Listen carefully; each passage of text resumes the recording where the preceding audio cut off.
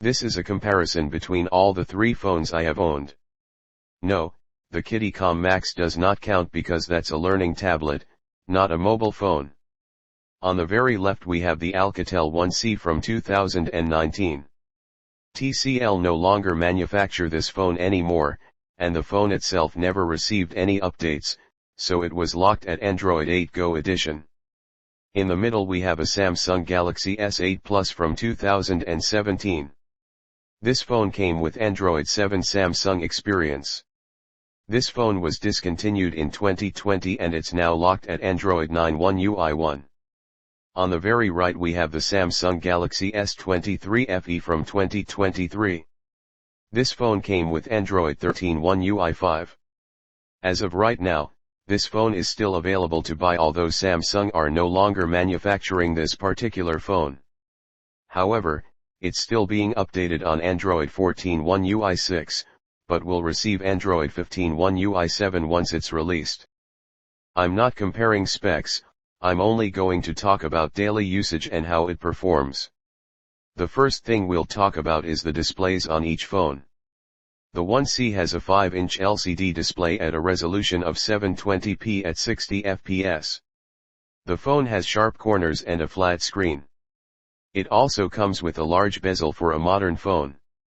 The S8 Plus has a 6-inch AMOLED display at a resolution of 1440p at 60 fps. The display can get bad burn-in quite easily. On my particular S8 Plus, the screen faded so much that white looked like pink. The S8 Plus has rounded corners and a curved screen. The S23 FE has a 6-inch AMOLED display at a resolution of 1080p at 120 fps. The S23 FE has rounded corners, the hole punch camera and a flat screen. The S23 FE easily beats out both the 1C and the S8 Plus for display. Now we'll talk about sound. When it comes to media, both the 1C and S8 Plus have a mono speaker. On the 1C it is on the top of the phone, on the S8 Plus it is on the bottom. The S8 Plus generally sounds a lot better than the 1C in terms of speaker quality. The S8 Plus sounds less crackly and more bass boosted.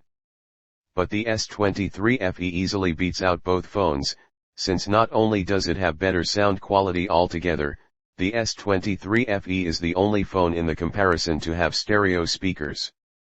Also, only the 1C and S8 Plus have a 3.5mm jack, whereas the S23 FE does not, and you have to use Bluetooth. Now for sound in calls. The 1C uses the same speaker for media and calls. What the 1C does is lower the volume of the main speaker and it becomes a receiver, unless you were to use speakerphone. The S8 Plus has a receiver speaker, however, it sounds very crackly and it is too quiet. The S23 FE uses its top speaker as a receiver. However, if you have speakerphone enabled, it only comes out through the top speaker. Now let's talk about memory and performance. The 1C has 4 GB of storage and 1 GB of RAM.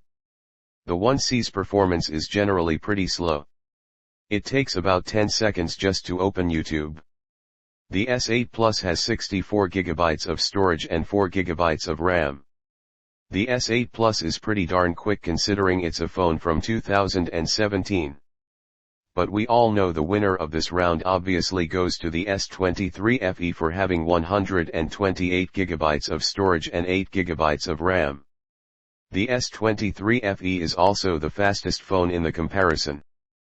Now let's talk about call management. If you called over the phone, all phones all seem to work okay.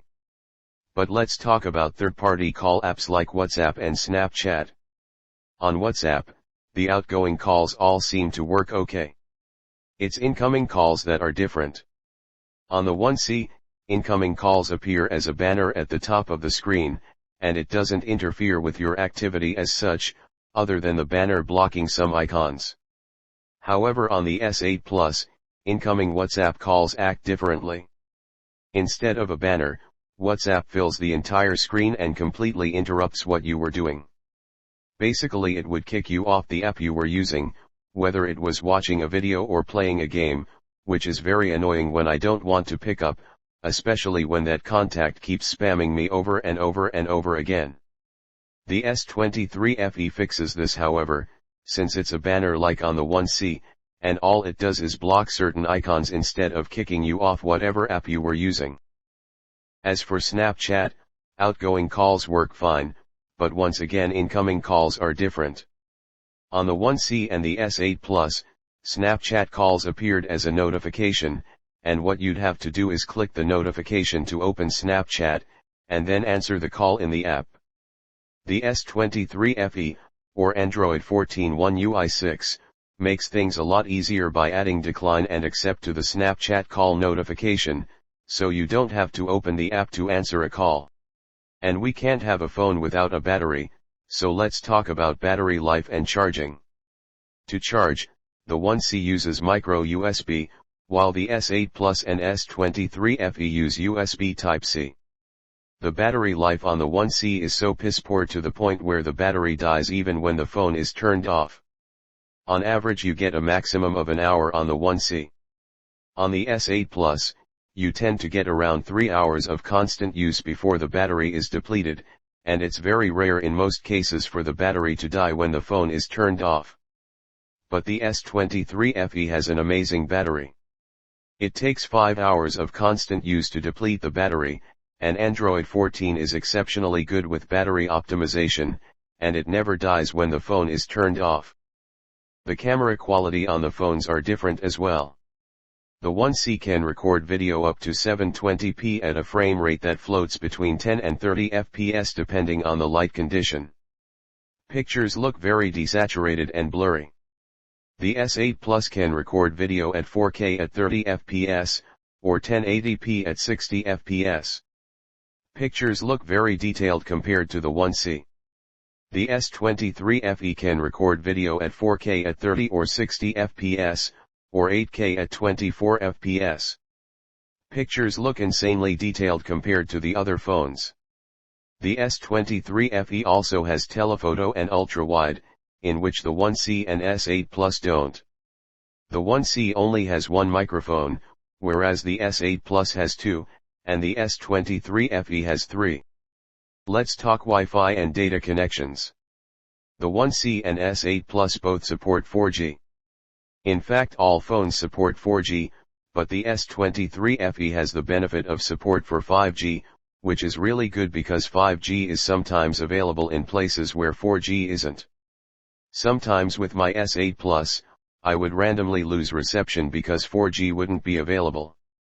As for Wi-Fi, all phones support Wi-Fi, but the S23 FE has support for Wi-Fi 6, which is basically like normal Wi-Fi but double the connection and power.